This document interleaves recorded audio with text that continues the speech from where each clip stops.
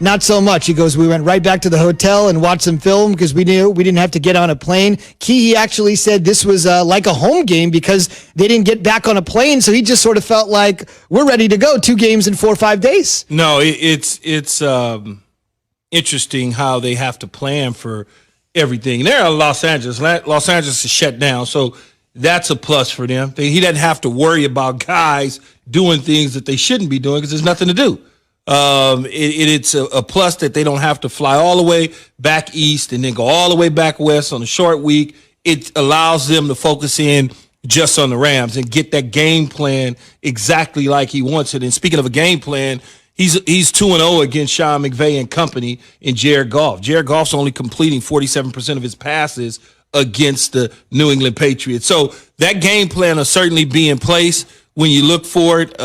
It's going to be an exciting game tonight. I can't wait to watch it because last night I was just like, what am I going to do? What is I tried to watch something and it's just like, oh, well, guess I go back to ID Network. Yes. But now tonight I'll be able to lock in on football. We got spoiled with 2 Monday night games, a Tuesday night game. We got a Thursday night game. Let's go to the Shell Pennzoil Performance Line and welcome in Pat's insider, Mike Reese. We're going to talk about this, Mike, with the fellas in just a little bit. But because you're there, boots on the ground every day, what does your reporting tell you about the possibility of Cam, with his up and down season, being the Pats starter next season?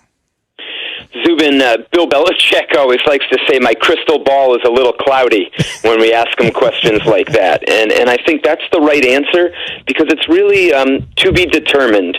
What I can tell you, boots on the ground, is that the Patriots have loved having Cam Newton here this year. He has come in and immersed himself in their team culture, has been a selfless leader. I think he's given nicknames to everyone from, the owner to the people serving the food to the team, which they love. And, his play has been up and down. And I think the big question as to whether he wouldn't be back is if they just feel ultimately that they need to do better in the passing game where they've been limited. Mike, how do the Patriots feel about their playoff chances because they looked so bleak a couple weeks ago? Now we could see possible hope. Keyshawn, one of the things that I've heard the last 2 weeks from them is that they feel like they're playing their best football of the season right now, and it's because they've found their identity.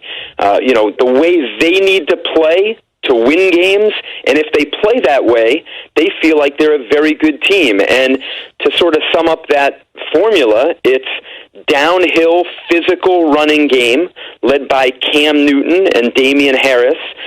Defensively, it's opportunistic led by Stephon Gilmore, the reigning Defensive Player of the Year, who sort of turned up his game the last couple weeks. And it's dominating on special teams. It's putting pressure on the other side in the kicking game where they're making big-time plays. They take on the Rams tonight out in Los Angeles, as we mentioned, in Thursday Night Football.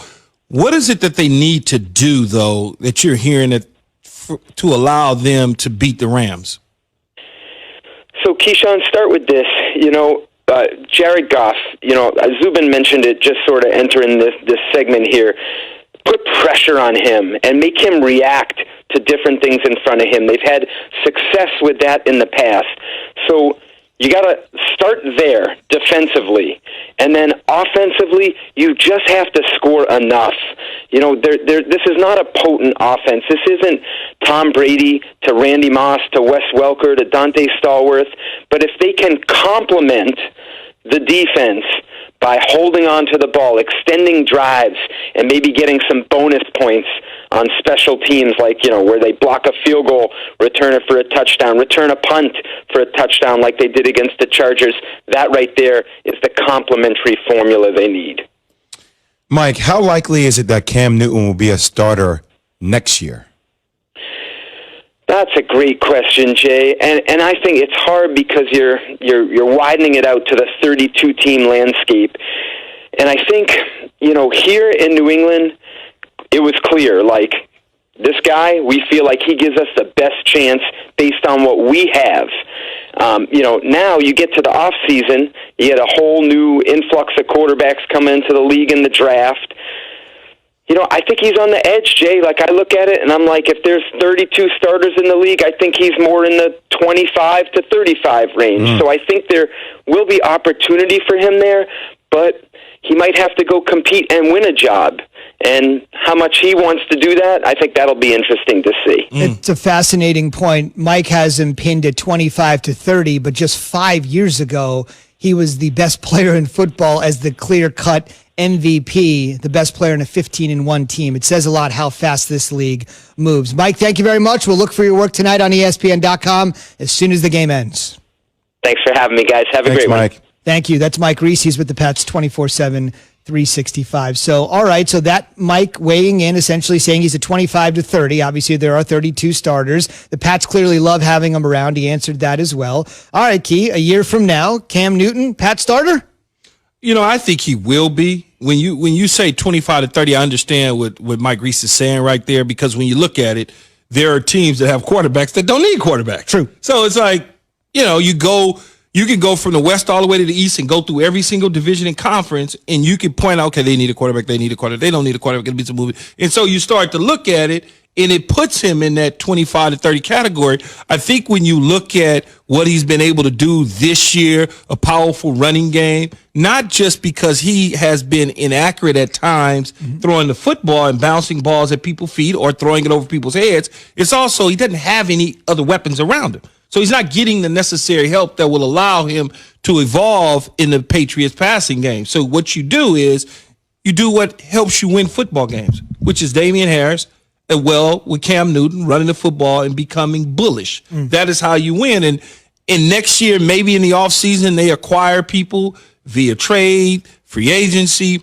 through the draft that will help the offense become better. And I think that they are playing their best football right now, and I think if they get into the playoffs, and if they don't get into the playoffs, there's a strong chance of the possibility he will be the Patriots quarterback next year. I think he will be by default. Now, it depends upon how economically efficient you could be with his contract moving forward. Key, I would ask you, what kind of money do you think he would want, or he would? He's making $1 million with a little bit of incentives, whatever that is this year. I think you probably give him a bigger base salary, not in that double-digit range, but somewhere in that better than backup range quarterback, because backup quarterbacks are making probably $7 million right now, some quality backups. No, when you think about some of the quality backups, the Marcus Mariota, who's not even on the field this year, is making $8 million. Chase Daniel, those types of guys. Yeah, those guys are making money. So, Jay, you figure out that, plus you give him some proven incentive deals and helps push him up. And you get a lot of players back, right, that have opted out. Your team looks a lot of players have opted out, but not the number. I think was like 8 or 10 or something like that. But those guys, it's only like 3 of them that actually would make a difference. I'm just talking about get your team completely back. Yes. Potentially, instead of bringing on a new quarterback, absorbing that cost, you're able to get him for a lower cost. It depends upon how Bill Belichick, if he wants to stay committed to that style of play, if he sees a future with that style of play with Cam Newton, or if he wants to be more of a pass-first offense. Think about, well, he can still be a pass-first offense. You just have to retool some stuff on offense. Think about, he's been without Julian Edelman for a while, which is a key. They don't have any tight ends. Not really. They don't have any tight ends. So when you don't have certain things, no matter who you are, and I had this conversation with the guys up in Boston the other day, and I was telling them, I said, man, if y'all had Tom Brady, if you had the great Tom Brady right now, you might be good for one more victory based on all of that stuff around you. There's nobody. Like Jacoby Myers is their best wide receiver. An undrafted guy who worked his tail off to make the 53-man and make it somewhat of an impact on the offense. They don't have anything. And they don't have anything because they've been running the ball consistently for the last several weeks. And the coaching staff realizes we can't throw the ball, and it's just not Cam Newton. It's these guys can't separate. It's a wasted pick on N'Keal Harry, the receiver out of Arizona State, who in 2 years has done nothing. I mean, he's just a body with a number. And so when you start to look at those sort of things, as a team, you're like, what gives us the best chance to win, Jay?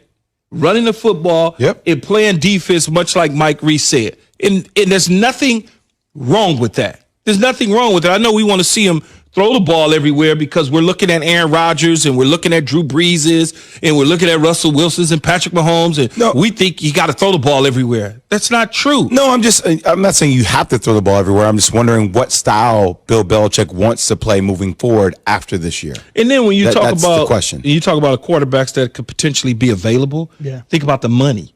That's what I said. Absorb the cost. Think about the cost, like you said, the money, the assets that you have to give up to maybe acquire some of those guys that now has to learn the system, been in the system for a long time. Matt Ryan, Matthew Stafford, maybe Jimmy G is available to you, but do you want Jimmy G? Do you feel like that's a real option for you?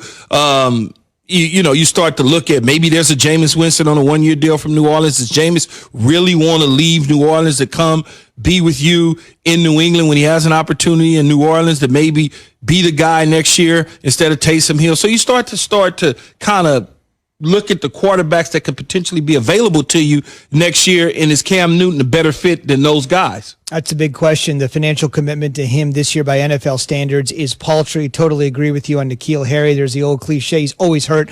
The old cliche, you can't make the club in the tub. And that's one of those situations for him. He just can't get through it. Keyshawn J. Will Zubin brought to you by Straight Talk Wireless. Look, we all accidentally damage our phones. It happens. Now, Straight Talk Wireless new Platinum Unlimited plan includes phone protection, just $65 a month for unlimited talk, text, data, and more. See Mobile Protect terms and conditions at Asurion.com/Straight Talk.